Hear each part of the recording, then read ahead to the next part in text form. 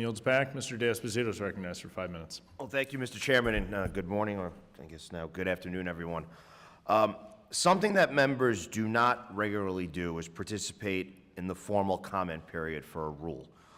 Should members of Congress or the chairs and ranking members of committees file comments during the notice and comment period of a rule to express their disagreement or even agreement with the contents and direction of the rule? It's really open for all of you. I think this is an incredibly undervalued tool for members, and I, for the life of me, don't understand why members don't more frequently. In my time on the Hill, I encouraged members to participate in the process. There was maybe, and I don't want to speak for members of Congress, but it felt like that's for the public, we're not the public, and so it's beneath us, maybe. I may be overstating that, but I don't think you should see that as the case. I mean, this is the agency receiving all input, and by the way, courts would put a fair amount of deference to what members of Congress say, especially members of a committee of jurisdiction, and saying, this looks like what we asked you to do, or this doesn't look like, or we hope you consider these factors. Mr. Cruz?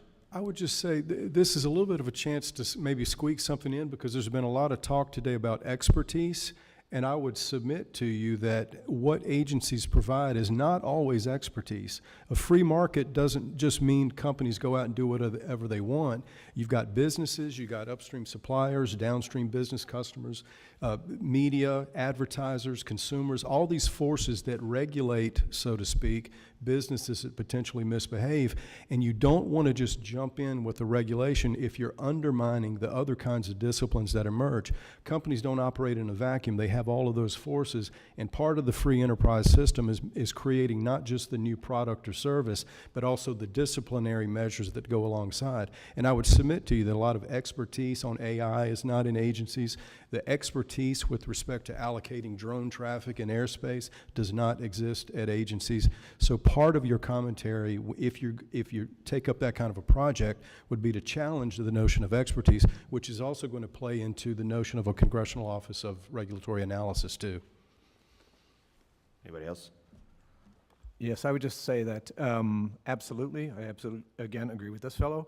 But the real trick is being able, not just able to send it in, but having the knowledge base to deal with this stuff. I mean, pull out the Federal Register and you start looking at these regs and your eyes glaze over, your head hurts.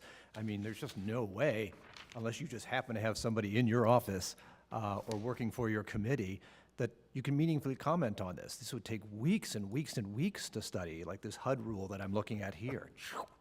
22 to 28 pages, just the proposed notice. So to that point, GAO has written about a potential new legislative branch known as the Office of Legal Counsel.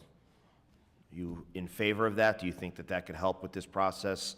And I guess, could anybody explain what you think that would look like? Sure, briefly, yeah, I read that report, and I guess it depends on how you view the challenge of legislators meaningfully participating. If it's, well, we need to draft better, we need to be more precise so we don't inadvertently delegate authority away, yes, that could be quite helpful. But when it comes to the substantive knowledge of the issue area and the ability to double check the numbers that executive agencies give when they do the benefit cost analysis and say, hey, this reg is going to be wonderful for America, you don't have anything. And I'm not sure that sort of knowledge would rest in the Legislative Counsel office. I would tag on to that just briefly. I would generally support anything that increases congressional capacity, and if I can reference the ranking member's comment about the inability to add on appropriations and staff, and also his penchant for love it or list it. I'm more of a say yes to the dress kind of guy, but the point of the shows, I think, is that we look for reasonable opportunities for improvement. GAO already has a statutory role as part of the Congressional Review Act. CBO has a number of analysts, and they have a mechanism for analyzing specific proposals. Those things exist even short of a whole new committee or a whole new office or 2,000 new staff. My time's just about expired. Mr. Chairman, I yield back. Gentleman yields back. This concludes our questions. I thank